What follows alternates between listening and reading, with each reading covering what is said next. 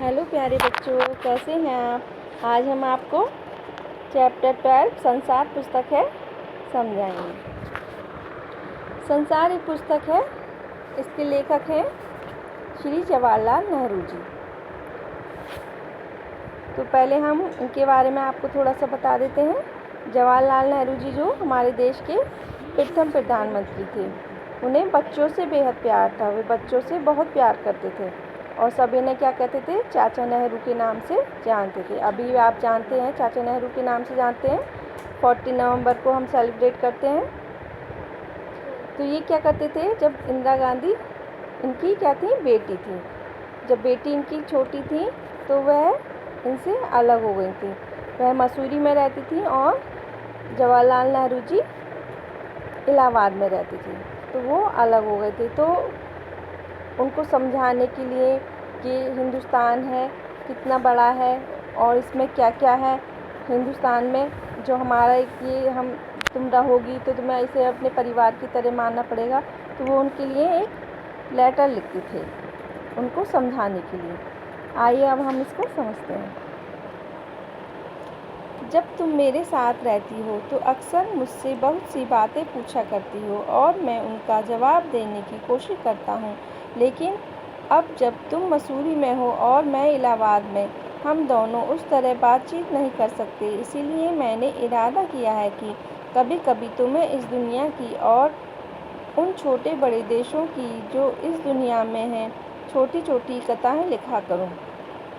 तुमने हिंदुस्तान और इंग्लैंड का कुछ हाल इतिहास में पढ़ा है, लेकिन इंग्लैंड केवल एक छोटा सा टापू है और हिंदुस्तान जो एक बहुत बड़ा देश है फिर भी दुनिया का एक छोटा सा हिस्सा है। अगर तुम्हें इस दुनिया का कुछ हाल जानने का शौक़ है तो तुम्हें सब देशों का और उन सब जातियों का जो इसमें बची हुई हैं ध्यान रखना पड़ेगा, केवल उस एक छोटे से देश का नहीं जिसमें तुम पैदा हुई हो। तो वो लेटर लिखते हैं और लेटर में उनको समझाते हैं कि जिसमें तुम पैदा हुई हो बस तुम्हें उसी का ध्यान नहीं रखना है, तुम्हें हिंदुस्तान का भी ध्यान रखना है और इसको भी अपने एक परिवार की तरह मानना है। जब तुम परिवार की तरह मानोगी तो इसकी देखभाल और इसे समझ पाओगी। तो वो इस देश के बारे में उनको बताते हैं, समझाते हैं लेटर में। मुझे मालूम है कि इन छोटे छोटे खेतों में बहुत बड़ी छोटी सी बातें ही बतला सकता हूँ, लेकिन मुझे आशा है कि इन छोटी सी बातों को तुम शौक़ से पढ़ोगी और समझोगी कि दुनिया एक है और दूसरे लोग जो इसमें आबाद हैं हमारे भाई बहन हैं। जब तुम बड़ी हो जाओगी तो तुम दुनिया और उसके आदमियों का हाल मोटी मोटी किताबों में पढ़ोगी। उनमें तुम्हें जितना आनंद मिलेगा उतना किसी कहानी या उपन्यास में नहीं मिला होगा। यह तो तुम जानती ही हो कि यह धरती लाखों करोड़ों वर्ष पुरानी है और बहुत दिनों तक इसमें कोई आदमी न था। आदमियों से पहले सिर्फ जानवर थे और जानवरों से पहले एक ऐसा समय था जब इस धरती पर कोई जानदार चीज़ न थी। आज जब यह दुनिया हर तरह के जानवरों और आदमियों से भरी हुई है, उस ज़माने का ख्याल करना भी मुश्किल है जब यहाँ कुछ न था। लेकिन विज्ञान जानने वालों और विद्वानों ने इन्होंने इस विषय को खूब सोचा और पढ़ा है। लिखा है कि एक समय ऐसा था जब यह धरती बेहद गर्म थी और इस पर कोई जानदार चीज़ नहीं रह सकती थी। और अगर हम उनकी किताबें पढ़ें और पहाड़ों और जानवरों की पुरानी हड्डियों और गौर से देखें तो हमें खुद मालूम होगा कि ऐसा समय ज़रूर रहा होगा। तो वो समझा रहे हैं कि ये धरती जो है लाखों करोड़ों वर्ष पुरानी है। पहले यहाँ पे कोई भी नहीं था और धीरे धीरे यहाँ पे क्या हुआ, विकास शुरू हुआ। धीरे धीरे आदमी इंसान जन्म लिया, फिर धीरे धीरे उसका अग्नि का विकास हुआ। आदमी ने औजार बनाने शुरू किए, उसे बुद्धि आई, सिखाना शुरू किया। और पहले क्या था, पुराने हड्डियों से गौर से देखें तो हम खुद मालूम होगा कि ऐसे समय ज़रूर होगा जब हम पुरानी हड्डियों को देखते हैं, हड्डियाँ मिलेंगी, हमें पुरानी हड्डियाँ मिलती हैं, तो हमें ज़रूर मालूम होता है कि हाँ ये सब ऐसे जो समय है वो रहा होगा पहले। तुम इतिहास की किताबों में ही पढ़ सकती हो, लेकिन पुराने ज़माने में तो आदमी पैदा ही न हुआ था, किताबें कौन लिखता, तब हमें उस ज़माने की बातें कैसे मालूम हो। यह तो नहीं हो सकता कि हम बैठे बैठे हर एक बात सोच निकालें। यह बड़े मज़े की बात होती, क्योंकि हम जो चीज़ चाहते हैं सोच लेते हैं और सुंदर परियों की कहानी गढ़ लेते हैं, लेकिन जो कहानी किसी बात को देखे बिना ही गढ़ ली जाए वह ठीक कैसे हो सकती है। लेकिन खुशी की बात है कि उस पुराने ज़माने की लिखी हुई किताबें न होने पर भी कुछ ऐसी चीज़ें हैं जिनसे हमें उतनी ही बातें मालूम होती हैं जितनी किसी किताब से होती हैं। ये पहाड़, समुद्र, सितारे, नदियाँ, जंगल, जानवरों की पुरानी हड्डियाँ और इसी तरह की और भी कितनी ही चीज़ें हैं जिनसे हमें दुनिया का पुराना हाल मालूम हो सकता है। नदियाँ हैं, पहाड़ हैं और जो हमें हड्डियाँ वहाँ मिलती हैं, तो हमें उनसे बहुत कुछ मालूम हो सकता है। मगर हाल में जानने का असली तरीका यह नहीं है कि हम केवल दूसरों की लिखी हुई किताब पढ़ लें, बल्कि खुद संसार रूपी पुस्तक को पढ़ें। मुझे आशा है कि पत्थरों और पहाड़ों को पढ़कर तुम थोड़े ही दिनों में उनका हाल जानना सीख जाओगी। सोचो कितनी मज़े की बात है, एक छोटा सा रोड़ा जिसे तुम सड़क पर या पहाड़ के नीचे पड़ा हुआ देखती हो, शायद संसार की पुस्तक का छोटा सा पृष्ठ हो। शायद उससे तुम्हें कोई नई बात मालूम हो जाए। शर्त यही है कि तुम्हें उसे पढ़ना आता हो।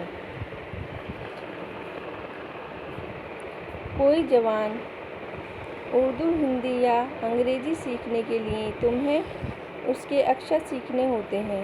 इसी तरह पहले तुम्हें प्रकृति के अक्षर पढ़ने पड़ेंगे। समझाते हैं, कोई भी चीज़ सीखने के लिए पहले जैसे किसी चीज़ को सीखना है, अंग्रेज़ी, हिंदी, कोई भी चीज़ सीखनी है तो तुम्हें उसको पहले सीखना पड़ता है, उसके अक्षर सीखने पड़ते हैं, तभी हम किसी चीज़ को पढ़ना लिखना तभी सीखते हैं। तो वो कह रहे हैं कि अगर तुम्हें प्रकृति के बारे में, इसके बारे में तुम्हें समझना है, सीखना है, तो पहले तुम्हें इसको समझना पड़ेगा, अक्षर पढ़ने पड़ेंगे, तभी तुम उसकी कहानी उसके पत्थरों और चट्टानों की किताब से पढ़ सकोगी। शायद अब भी तुम उसे थोड़ा थोड़ा पढ़ना जानती हो। जब तुम कोई छोटा सा गोल चमकीला रोड़ा देखती हो तो क्या वह तुम्हें कुछ नहीं बतलाता? यह कैसे गोल, चिकना और चमकीला हो गया और उसके खुदरे किनारे या कोने क्या हुए? अगर तुम किसी बड़ी चट्टान को तोड़कर टुकड़े टुकड़े कर डालो तो हर एक टुकड़ा खुदरा और नुकीला होगा।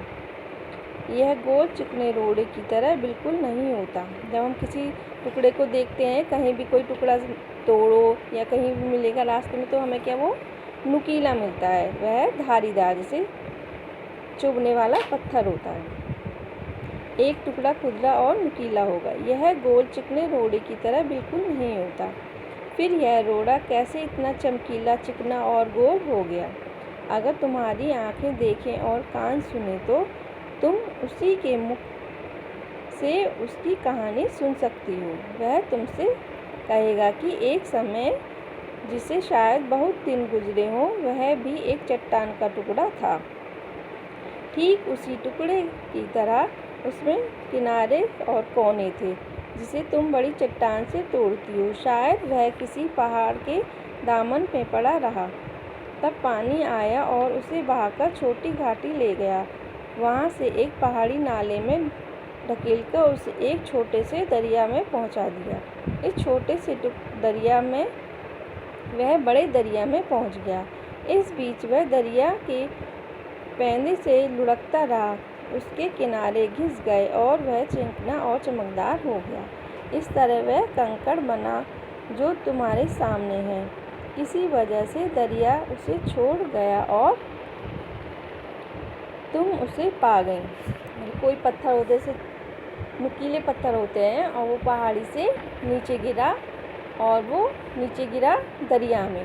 फिर दरिया में जो पानी होता है, पानी से हिल-डुल के घिसता गया। घिसने के बाद क्या हुआ, वो चमकीला और सुंदर पत्थर बन गया। अगर दरिया उसे और आगे ले जाता तो वह छोटा होते होते अंत में बालू का एक ज़र्रा हो जाता। अब जैसे पत्थर गिरा दरिया में, दरिया का है समुद्र, नदी जो भी है, उसमें गिर गया। गिरने के बाद जब लहरें आती हैं तो वो पत्थर हिलता डुलता रहता है, हिलता डुलता है तो वो घिसता रहता है, घिसता है तो वो गोल और चमकीला बन जाता है।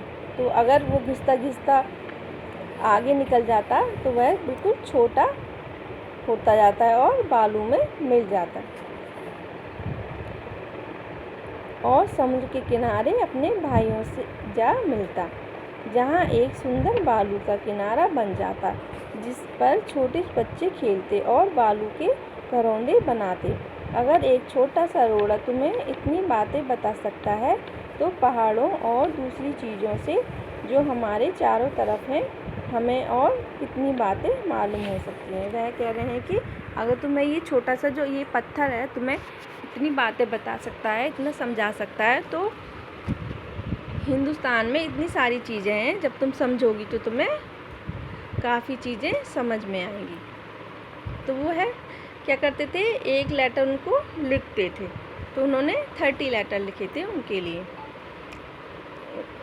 और वो क्या है, इंग्लिश में लिखते थे, इंग्लिश में लिखते थे। और उनको हिंदी अनुवाद किसने किया है, श्री प्रेमचंद जी ने। जो आपने कहानी पढ़ी हुई है नादान दोस्त, जो उनकी कहानी है, तो उनको इंग्लिश का उन्होंने हिंदी में अनुवाद किया जिससे कि वह समझ पाए। अब इनके बारे में हम पढ़ते हैं, जवाहरलाल नेहरू जी के बाद में। जवाहरलाल नेहरू जी 14 नवंबर 1889, 27 मई 1964 आज़ाद भारत के प्रथम प्रधानमंत्री थे। बच्चों से उन्हें बेहद लगाव था। वे चाचा नेहरू के नाम से जाने जाते थे। उनकी बेटी इंदिरा गांधी जब 10 वर्ष की थी, नेहरू जी ने उन्हें अनेक चिट्ठियां लिखीं। इनमें बताया कि पृथ्वी की शुरुआत कैसे हुई और मनुष्य ने अपने आप को कैसे धीरे धीरे समझा, पहचाना। ये चिट्ठियाँ बच्चों में अपने आसपास की दुनिया के बारे में सोचने, समझने और जानने की उत्सुकता पैदा करता है। नेहरू जी को अपने देश के बारे में बोलने, बताने की विशेष आनंद आता था। ये सभी चिट्ठियाँ पिता के पत्र पुत्री के नाम पुस्तक में संकलित हैं। संसार पुस्तक है। इसी पुस्तक से आभार लिया गया है। खास बात यह है कि ये पत्र नेहरू जी ने अंग्रेजी में लिखे थे और इनका हिंदी में अनुवाद हिंदी के मशहूर उपन्यासकार मुंशी प्रेमचंद जी ने किया। अब इसके क्वेश्चन आंसर। फर्स्ट क्वेश्चन है, लेखक ने प्रकृति के अक्षर किन्हें कहा है? आंसर, लेखक ने पेड़ पौधे, पत्थरों, नदियों, जंगलों, हड्डियों आदि प्राकृतिक चीज़ों को प्रकृति के अक्षर कहा है। जो पेड़ पौधे होते हैं, पत्थर हैं, नदियां हैं, जंगल हैं और जो हड्डियां हमें मिलती हैं वहाँ, तो उन्होंने प्रकृति के अक्षर उन्हें कहा है। सेकंड क्वेश्चन है, लाखों करोड़ों वर्ष पहले हमारी धरती कैसी थी? तो लाखों करोड़ों वर्ष पूर्व हमारी धरती बहुत गर्म थी। इस पर कोई जीव जीवित नहीं रह सकता था। तो पहले जब लाखों करोड़ वर्ष पहले जो हमारी धरती थी बहुत गर्म थी, बहुत हीट थी, तो इस पर कोई भी जीव जंतु जीवित नहीं रह सकता था। थर्ड क्वेश्चन है, दुनिया का पुराना हाल किन चीज़ों से जाना जाता है? कुछ चीज़ों के नाम लिखो। आंसर, दुनिया का पुराना हाल पहाड़, समुद्र, नदियाँ, जंगल के जानवरों की पुरानी हड्डियों, पत्थर के टुकड़ों से जाना जाता है। तो दुनिया का जो हम जानते हैं, दुनिया का पुरानी चीज़ों के बारे में, तो हम पहाड़, समुद्र, नदियाँ, जंगल, जानवरों की पुरानी हड्डियाँ और जो पत्थर मिलते थे वहाँ, तो हम उनसे पहचान पाते हैं। फोर्थ क्वेश्चन है, गोल चमकीला रोड़ा अपनी क्या कहानी बताता है? गोल और चमकीला दिखाई देने वाला रोड़ा पहले ऐसा नहीं था। पहले वह चट्टान का टूटा हुआ नुकीला खुरदरा टुकड़ा था। बारिश के पानी से बहकर वह छोटी घाटी तक आया। पानी के साथ निरंतर ढकेले जाने के कारण उसके कोण घिसकर गोल और चमकदार बन गए। वह जब बारिश हुई तो वह नीचे आया, और नीचे आया तो घाटी में मिल गया, और घाटी में मिला जब नदी में हिलोर आती है, जब पानी में जब लहरें आती हैं तो उसके ढकेले जाने से पत्थर भी ढकेल जाते हैं। तो वो जब ऐसे ढकेल कर क्या हो गया, वह घिस गया, और घिस गया तो वह एक चमकदार और सुंदर पत्थर बन गया। गोल चमकीले रोड़े की यदि दरिया और आगे ले जाता तो क्या होता? विस्तार से उत्तर दो या लिखो। गोल चमकीले रोड़े को अगर दरिया और आगे ले जाता तो वह छोटा होते होते अंत में बालू का एक कण बन जाता और समुद्र के किनारे पहुंचकर अपने जैसे ही रेत के अन्य कणों में मिल जाता, जहां एक सुंदर बालू का किनारा बन जाता जिस पर छोटे छोटे बच्चे खेलते और बालू के घरौंदे बनाते। लोग उस रेत को विभिन्न कामों में प्रयोग करते। जब वह चमकीला पत्थर वह घिस कर क्या होगा, बहुत छोटा बन जाता, बालू जैसा बन जाता, और बालू जैसा बन के वो किनारे पर आ जाता। तो किनारे पर आकर क्या है, वह बालू बन जाता। तो बालू को हम बहुत चीज़ों में उपयोग करते हैं। तो वहाँ पे वह मिलकर उनके साथ छोटे छोटे बच्चे खेलते हैं। वहाँ पे किनारे पे देखा होगा आपने कभी, बालू रेत होती है तो वहाँ पे घर बनाते हैं, खेलते हैं।